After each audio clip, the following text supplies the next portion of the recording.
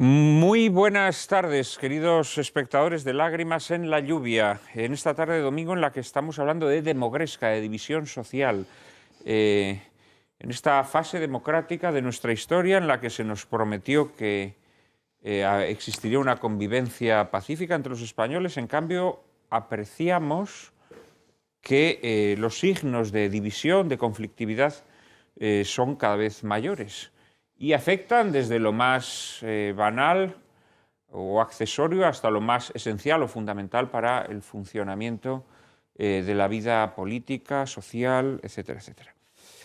Miguel, me habías pedido la palabra.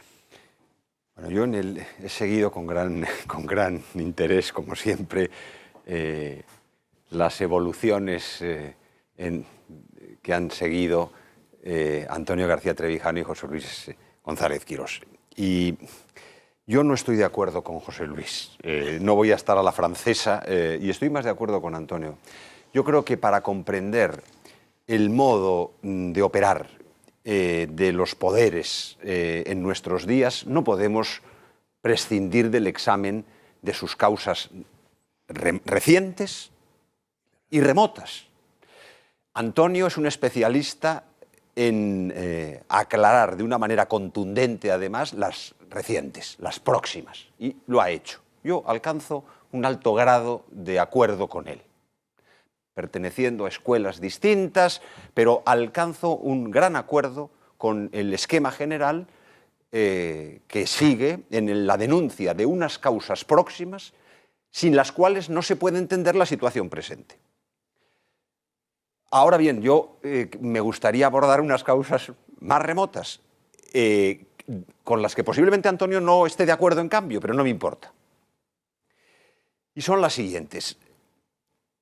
El problema de lo que se llama demogresca, es decir, este problema de la división presente de los españoles, que es política, pero que es más profunda que política, desde mi punto de vista tiene que ver con lo que yo en una intervención anterior he querido exponer y que ahora me voy a permitir hacerlo a través de una teoría sociológica bien conocida, que es la de un autor alemán de principios del siglo XX, Tönnies, cuando distinguía las dos formas esenciales, comunidad y asociación, o comunidad y sociedad, que es la traducción Gesellschaft, Gemeinschaft, Gesellschaft. Eso es. Bueno, pues la comunidad implica una articulación en torno a cosas que superan la voluntad humana. Y la política digna de este nombre, la política clásica, era una comunidad. Se puede discutir incluso si excesivamente esa compacidad que decía Voegelin de la experiencia política clásica. Pero igual que la familia no se basa en la, digamos, tiene vínculos, se basa en la voluntad humana, pero tiene vínculos que superan la voluntad humana, igual que la Iglesia es mucho más que una adhesión voluntaria. Hay algo que entra, y la familia toca la carne y la sangre, y la familia es el cuerpo místico, y la Iglesia es el cuerpo místico de Cristo. La sociedad humana radical es comunitaria y no es societaria. ¿Qué ocurre? Que el mundo moderno, la democracia, se asienta sobre el sistema puramente societario, voluntarista, que es la idea de que los hombres se adhieren, como las asociaciones de constitución voluntaria. Claro, sobre esa base, inevitablemente, sin la existencia de una base común, que es la que articula el convivir de los hombres, la comunidad se convierte en coexistencia. La sociedad tiende a la coexistencia. Y esa coexistencia, si además va acompañada por una degradación moral inducida, que se produce de suyo por el sistema, pero que en nuestro caso está acrecida por las características y las coordenadas específicas que ha explicado Antonio García Trevijano, naturalmente eso puede ser un desastre, porque la división se convierte en esencial. Y ahí no hay posibilidad de bien común. El bien común es el reconocimiento en común del bien. Y lo que sucedió al bien común durante una época del Estado moderno fue el bien público, que es el bien de la persona civitatis, de la estructura política, que ya es una degradación del bien común, pero que algo conserva. En nuestros días asistimos a la eclosión del bien público sustituido por puros bienes privados. Esos bienes privados derivan, entre otras cosas, de esa situación del estado de partidos que naturalmente lleva a que no exista nada más que oligarquías que son estatizadas, estructurales. Es decir, yo no puedo sino estar de acuerdo con el análisis de García Trevijano, pero me permito ir más allá en cuanto a unas causas remotas que me parece que tienen su trascendencia a la hora de examinar esta cuestión. Pero que yo lo he admitido. Sí, todas, sí. Todas las que has dicho. Me parece muy interesante esta idea que lanzas como origen de las desavenencias y de la imposibilidad, además, de una avenencia en una sociedad, en un cuerpo social que no está fíjate, Juan Manuel, que vertebrado por... Uno de los valores esenciales, de los valores fundamentales de la Constitución es el pluralismo. La pluralidad, claro que es buena, porque no se puede vivir sobre la dogmatización total y sobre una unidad férrea, es imposible vivir. Pero el pluralismo no puede ser algo que deba ser buscado. La pluralidad social en cuanto existe es buenísima. El pluralismo en cuanto a algo que se pretende inducir y sobre todo cuando afecta a la raíz de la convivencia es demoledor. No, es que por esa razón, como no hay pluralismo social, los políticos, los periódicos, el país, toda la prensa, la cátedra, habla de políticas en plural, habla de mercados en plural. Como no hay, porque la política no es más que una, puede haber distintas medidas. Las medidas de una política son plurales, pero un gobierno, un partido no puede tener más que una política, si no, no se entiende nada. Y sin embargo hoy, todos los días, los mercados, ¿qué mercado? Hay uno solo. Se está hablando del mercado de la deuda, el de China y Washington, Madrid, es el mismo. Y sin embargo se sigue hablando en plural, en plural, en plural. Y la política, políticas, falso, mentira. No hay políticas en plural, porque no hay pluralismo en España. Está acabado por el consenso y por el miedo y por el dominio absoluto de la oligarquía de Estado. El consenso es una cosa ficticia, un consenso ficticio que sustituye la inexistencia de verdadera comunidad. Vamos a ver, es que de este asunto no se puede hablar en serio si no hablamos desde el punto de vista de lo que es la crisis de la modernidad. Es decir, la modernidad supone la ruptura de la sociedad de lo que llama Oakeshott, la sociedad de nexos comunales, de nexos calientes, fuertes. Lo que no deja de ser también una cierta idealización, pero una idealización admisible, que yo creo que efectivamente tuvo una realidad hasta ese momento, pero es que el mundo moderno es así, o sea, el mundo moderno es una ruptura con eso, es el mundo de los viajeros, el mundo de los mercaderes, es el mundo de los heterodoxos, ese es el mundo moderno. Entonces, el mundo moderno, hay gente, bueno, a mí me va muy bien, o sea, a ti te va muy mal, pues a mí me va muy bien, a mí este mundo me gusta, ¿quieres que te diga? A mí la corrupción no me gusta. A mí tampoco. Existen comunidades ideales, existen comunidades de adscripción. Pero no existe una comunidad en el sentido radical. Lo que existe es una sociedad plural, una sociedad diversa. Eso es la modernidad. ¿Qué queréis que os diga? Es una cosa que tiene aspectos dramáticos, tiene aspectos... Casi todos. No todos, no. He dicho casi todos. No, pero no casi todos, por Dios. O sea, este mundo ha conseguido que vivan más seres humanos que nunca, que vivan en unas condiciones de salud, de prosperidad, de conocimiento, de tal. Esos son factores pero la pregunta pero que, en todo caso, ¿es posible en el mundo contemporáneo una sociedad en la que se compartan ciertas cosas que faciliten la convivencia, o ese va a ser un sueño quimérico siempre? No, es posible en la medida en que se crea una comunidad política que, no me vuelvas a reñir, en la que funcionen sistemas de poliarquía, sistemas de compartimentación, y claro que es posible, sociedades que funcionan razonablemente bien, tienen muchos problemas, pero funcionan razonablemente bien. Lo que ocurre es que cuando se compara, digamos, un mundo real, lleno de defectos, lleno de imperfecciones, corrupto, con los mundos ideales, pues claro, dan ganas de apuntarse al mundo ideal, pero la cuestión es si ese mundo ideal es posible y a qué precio. Porque claro, yo también preferiría que hubiese continuado, yo también preferiría una comunidad con todos los bienes típicos del mundo moderno, pero da la ligera sensación de que son un poquito incompatibles. Es decir, que en la práctica, o si no, dígaseme un caso en que se ha producido esa posibilidad. Un solo caso, y con un solo caso me apuntaría, no lo hay. Es decir, la modernidad significa una serie de ventajas y una serie de inconvenientes. Y déjame que termine. Si estás preguntando por un solo caso, lo hay. No uno, hay muchos casos. Pero no de lo que yo estoy hablando en estos momentos, Antonio. De comunidad. ¿Cuál? Moderna. ¿Cuál? Inglaterra. ¿A ti te parece que Inglaterra es una comunidad? A ver si nos entendemos. No. Pues ya está, es que estamos hablando de otra cosa, claro, es que...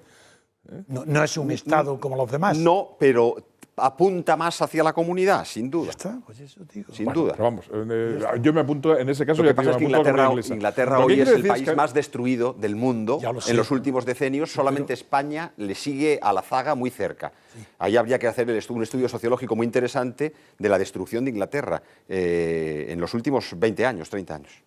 Pero bueno, entonces yo a lo que voy es a que en la situación en que estamos, en que la modernidad ha conducido a este tipo de sociedades que son necesariamente plurales. Evidentemente nadie en sus cabales promovería el pluralismo por el pluralismo mismo. Lo que pasa es que el pluralismo es un resultante que parece inevitable y en ese sentido se puede adoptar como un valor, pero bueno, indudablemente sería mejor la unanimidad. No. Lo que ocurre es que la unanimidad, sí, en teoría sí. No. En teoría, bueno, perdóname, o sea, pero vamos a ver. Antonio, déjale, por Dios, déjale, porque es evidente. Pero puedes decir que no. Pero luego lo rebates. Déjame acabar. Es decir, en teoría, y es que además estoy hablando ahora con Miguel, no contigo, Antonio. En teoría sería mejor una comunidad de sabios, por ejemplo, en la que todos se pusieran unánimemente de acuerdo en qué es el bien. Eso sería ideal y yo me apuntaría. Es un poco la situación, por cierto, que yo creo que satiriza admirablemente este novelista Hermann Hesse en El juego de los avalorios. Esa situación en la que una comunidad de sabios que están ahí tal, de la que al final, a mi modo de ver con un buen criterio, el protagonista sale corriendo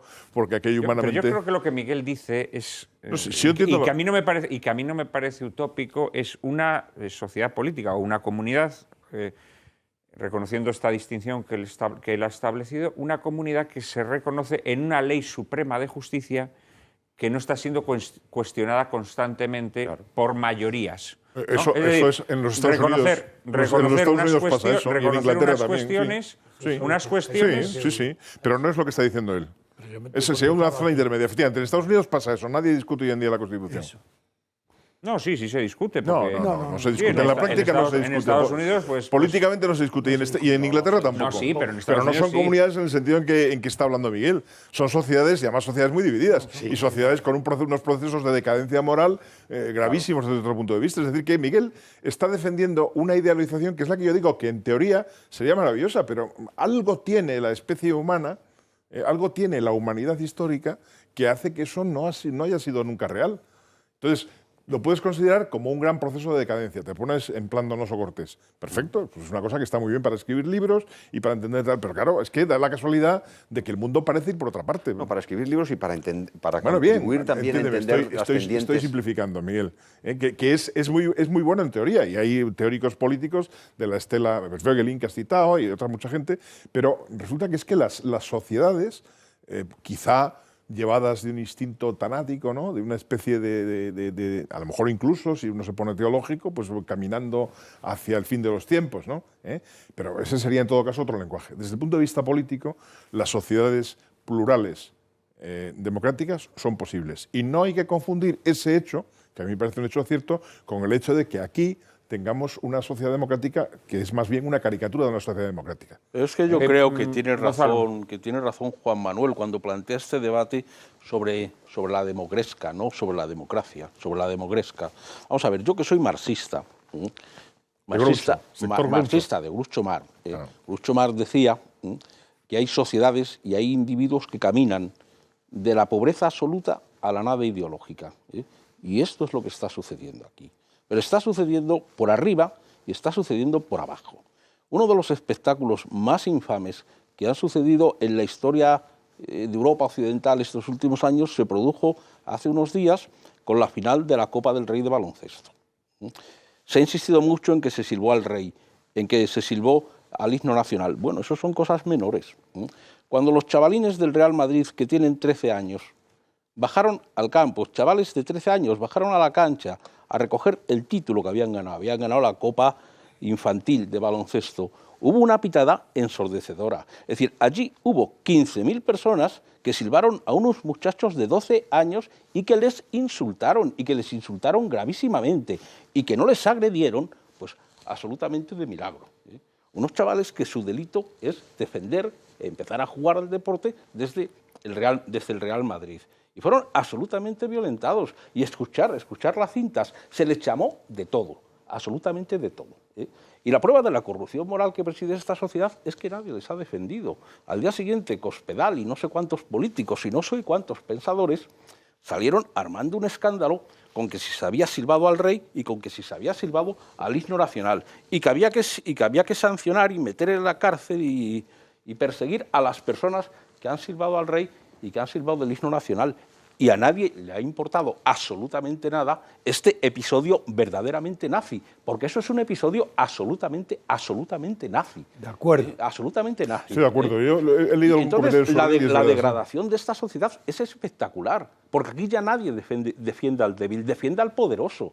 Es decir, todas estas personas que salen defendiendo al rey, lo que están haciendo es lo típico de la historia española, defender al poderoso. El chiste ese que nos hemos contado muchas veces, de que pasa un señor y están pegando entre dos a un mendigo, y dice, ¿tú qué hiciste? Y dice, hombre, yo que iba a hacer me uní, ¿no? Bueno, pues eso es España en este momento. Eso es España en este momento. Estoy de acuerdo. Decía Saint-Exupéry, que en Citadel creo recordar que era, que si quieres que los hombres se amen, hazles construir una torre, y si quieres que se odien, arrójales unas monedas. Lo que falta, sin esa amistad de empresa, sin esa comunicación profunda que hace que los hombres se amen al implicarse en la construcción de algo, y sustituido eso exclusivamente por el dinero, que es lo que prima en la sociedad española actual, pues... O ha primado. Ahora encima nos vamos a quedar sin dinero, con lo cual va a ser... Bueno, es una situación todavía más dramática. Miguel, porque... el odio, no el dinero, porque esos chavalines del Real Madrid no era por dinero, era por odio, ¿eh? El odio. Eso es lo que dice Gonzalo. De todas maneras, volviendo un poco, si me permites, a la película... ahí se ve en la película. Ahí se ve, pero quiero decir, vamos a ir por partes. Eso es, digamos, una fotografía un poco superficial. Yo también creo que, y lo he dicho, me parece, en este mismo programa en alguna otra ocasión, se puede describir a la sociedad española contemporánea como una sociedad que ha dejado de creer en Dios y no cree más que en el dinero. Creo que eso es correcto, es una descripción correcta. Pero es una descripción superficialmente correcta. Claro. Yo creo que por debajo hay otros valores y que se ponen de manifiesto relativamente pronto. Lo terrible es que no haya una conciencia política de que esos otros valores que están por debajo deben ser promovidos y que en cambio se promuevan en valores de división, valores de enfrentamiento. Pero yo no creo que la sociedad española en ese sentido esté especialmente corrompida. Creo que tiene todavía por debajo unos valores muy grandes, como los tenía la sociedad del tren de la película de Nieves Conde. Al final, al principio son todos unos egoístas, no quieren dejar entrar a los presidiarios, no son más que capaces de ver prejuicios, desigualen mal, y al final se ponen todos de acuerdo, les propones una meta noble, que es salvar la vida de un niño, y se ponen todos a trabajar. Pero en cuanto le han salvado la vida y desaparece hacerlo. Una cartera, inmediatamente de nuevo la horca es poco. Pero es que eso es la vida humana. En ese sentido está bien construida la película, en ese sentido está bien construida poniendo de esa metáfora moral es correcta, es que la vida humana es así. Hay un componente en las modernas democracias al que no os habéis referido, pero que yo creo que es fundamental para entender este fenómeno de la demogresca o división social, y es que las democracias, socapa de exaltación de la igualdad, lo que exaltan es el resentimiento. El resentimiento según el cual... Eso es puro Nietzsche, por cierto, ¿eh? No, pero esto es una realidad. Esto se ve, por ejemplo, muy claramente en los sistemas educativos. Oye, que está bien, no está bien, está mal que os atropelléis entre vosotros, pero que no dejéis hablar al moderador del programa, ya me parece excesivo. Quiero decir, esto se percibe, por ejemplo, muy claramente en los sistemas educativos. Claro. Se exalta el resentimiento del torpe, del inútil, del lerdo. Y se le iguala con el inteligente, con el brillante. Se le iguala. Y yo creo que estos mecanismos de exaltación del resentimiento, que están, yo creo que visibles en nuestra democracia, yo creo que son un factor muy determinante porque no soportas que el otro sea más que tú. Claro. Eso es lo que llamó Ortega, en fin, que aquí no tiene un gran consenso, la democracia morbosa. No, pero eso es la transición española que se hizo desastrosamente y se hizo sobre la exaltación de una cosa que es una falacia. La diferencia, las culturas en España no son diferentes, somos absolutamente complementarios. Entonces todo esto está mal construido desde el principio y la reestructuración va a ser muy difícil porque hay que levantar todo el edificio. Esto no sirve. Antonio, habla un poco, porque has estado interrumpiendo y ahora te doy la palabra. En primer lugar, quiero decirte que como método, a mí me parece estupendo que va a hablar cada uno, pero que se puede interrumpir con cosas muy cortas. Sí, hombre, pero es que tú nunca eres corto. No, yo digo no estoy de acuerdo. No, bueno, quiero decir, Primero, no quiero terminar sin explicar lo fundamental que he dicho. Y cuál es lo fundamental de todas mis intervenciones ha sido que la división social a la que tú aludes, no de división en clases sociales, ni división en el sentido durkheimiano de la palabra, es que la división social, digo, es consecuencia directa de la no división de poderes, claro, de la no separación de poderes. Tienes toda la razón. Y eso es lo que no hay nadie que me lo pueda rebatir. No, es que tienes toda la razón. Pues bien, desde Sin ese momento... división de poderes no hay democracia. Bueno, sucintamente. Bueno, voy a, más que explicarlo, como me ha faltado antes en la réplica, porque no quería decirlo, primero, que tengo respeto y admiración por José Luis. No tiene nada que ver... No, eso está claro. Eso no, está lo que claro. digo, no, es lo que quiero es avanzar en la discusión. Me gusta la discusión, porque alumbra. Cuando encuentras algún interlocutor, hay que aprovecharse. Yo no tengo interlocutores. Entonces, si encuentro uno, me quiero aprovechar. Bueno, pues voy. En Estados Unidos, la democracia formal solo tiene una definición, no varias, ni miles, porque es como el juego del ajedrez. Son reglas de juego. El ajedrez se define de una sola manera. En cambio, hay 1000 definiciones de la democracia material o, como tú has dicho, los fundamentos de gobierno. Eso tiene 1000 definiciones. Mientras que las reglas de ajedrez, las reglas son constitutivas, por eso son reglas, no les falta un árbitro. En realidad, 2 jugadores saben quién gana y quién pierde sin árbitro. En cambio, la democracia formal tampoco necesita árbitros. No tiene que tener árbitros, moderadores, reyes por encima, nada. Separación de poderes hace que, como explicó Hamilton, Madison, menos Jefferson, porque era más igualitarista, Gay, el célebre Gay, que no era gay, el Governor Mirror, es que cito varias personas que han descrito cómo las divisiones sociales se evitan, los enfrentamientos sociales se evitan, pudiendo los gobernados dormir tranquilos cuando pelean entre sí los poderosos. Ese es el secreto de la democracia. La división de poderes, ejecutivo de un lado, legislativo de otro, y judicatura aparte, que luchen entre ellos, que se maten, que se murmuren, y el pueblo duerme tranquilo, vota. Eso es lo que quería explicar.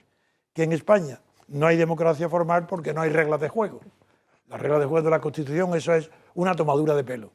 En primer lugar, ¿cómo se va a tomar en serio una Constitución que empieza por prohibir el mandato imperativo, que es el que hacen los partidos? Eso es absurdo. Es que pensar que los españoles, millones de españoles, lo creen y lo enseñan en los periódicos, una mentira tan grande. La Constitución es una mentira total, eso no vale para nada. Bueno, pues a lo que voy. Si en Estados Unidos es una democracia, ¿por qué no España? Yo no creo en que los pueblos sean como tú has dicho antes, que pienso como tú. No hay diferencia grande entre los caracteres de los pueblos. Lo hubo en tiempos primitivos, donde la conquista de la desaparición de la miseria era distinta según la riqueza que tuvieran los climas y los suelos. Entonces hubo diferencias, pero hoy no las hay. Un carácter de un pueblo español es igual que... Bueno, el pueblo español hoy, después de Franco y con lo que hay, es el pueblo más gobernable del mundo, incluso más que Alemania con Hitler y más que Japón con el emperador, que son los 3 pueblos, 2 que se citan tradicionalmente como los más sumisos, y el español hoy admite todo, pero todo se desahoga como los chistes de los periódicos, porque no hay alternativa, en los bares. No hay hoy una persona que defienda el sistema, y luego van todos y votan. ¿Por qué? Por cobardía, porque tienen miedo al vacío, porque les cree que no votando se hunde el mundo. Dejarlos solos a los partidos, no votéis nadie. Quitarles legitimidad moral, ya que no podéis quitarle otra cosa, dejarlos solos en el vacío. Entonces, mi respuesta a tu pregunta de este programa es con división de poderes, es decir, no con división, que fue lo que dijo Tocqueville, sino con Locke y sobre todo con Montesquieu, con separación de poderes divididos, no hay división social, no hay peligro de guerra, hay patriotismo. El patriotismo norteamericano, eso está en los estudios de sociología, todo el que lo conoce el tema lo sabe, deriva del presidencialismo. No había patriotismo en Norteamérica antes de los presidentes. Son los presidentes los que fundan el patriotismo. En España no hay patriotismo. ¿Cómo va el patriotismo en España? Con catalanes, vascos y cada uno a lo suyo. Pues eso es imposible, sería un milagro. Perdona, y con 6 millones de parados y con la gente joven que su único horizonte es marcharse, Eso ya el y colmo. con una mentira continua porque se llama reestructuración Pues a sigue, que Bankia sigue. despida al 50% y al otro le baje el sueldo el 30%, y eso no es una reestructuración, eso es una escabechina. Y este es un tema que estamos eludiendo. Muy bien. No puede haber No, democracia, no lo no puede haber democracia con 6 millones que de con unas parados reglas y con las formales- personas asustadas. Perdona. Porque quien pierde el trabajo sabe que no lo va a encontrar Tenemos nunca. que dejarlo muy brevemente, José Luis, Sí, dos medio cosas. minuto. Una, estoy totalmente de acuerdo con Antonio García Trevijano, y no para estar de acuerdo una vez, estoy otra vez en el hecho de que el pueblo español es un pueblo muy, muy gobernable. Efectivamente, yo creo que es quizá demasiado gobernable. El problema debería ser un poco más ingobernable, de manera que esa leyenda de la división, insisto, es más bien una leyenda ad usum delfini, diríamos, ¿no? Y dos, es verdad que ahora todos los pueblos podrían ser democracia, pero es que hay pueblos que han tenido más suerte que otros. Los norteamericanos en concreto han tenido una suerte histórica espectacular, que es a la vez, me vas a dar la razón, me parece, a la vez que se constituyen como nación, se constituyen como democracia. Es decir, su oposición al Reino de Inglaterra. Que les La estaba tierra usando, prometida del contrato social. Claro. ¡Qué horror! No, eso es una autorización. No, lo que estoy diciendo yo es una cosa más sencilla. Ellos cobran conciencia de sí, y de ser una unión que tienen que compartir, a la vez que se dan cuenta que tienen que separarse de Inglaterra para poder realizar una serie de ideales que, digamos, independientemente amigos, de cualquier teoría, ¿no? Tenemos que dejarlo aquí, desgraciadamente. No tenemos más tiempo. Muchísimas gracias a los cuatro. Estoy seguro que en sucesivos programas podremos seguir ahondando en estos asuntos. Antonio, seguiré contando contigo, por supuesto, y con todos los demás. Muchísimas gracias de corazón. Muchísimas gracias a nuestros espectadores que semana tras semana nos siguen con lealtad inquebrantable. En apenas un minuto, María Cárcava y yo mismo les anticiparemos el asunto de nuestro próximo programa.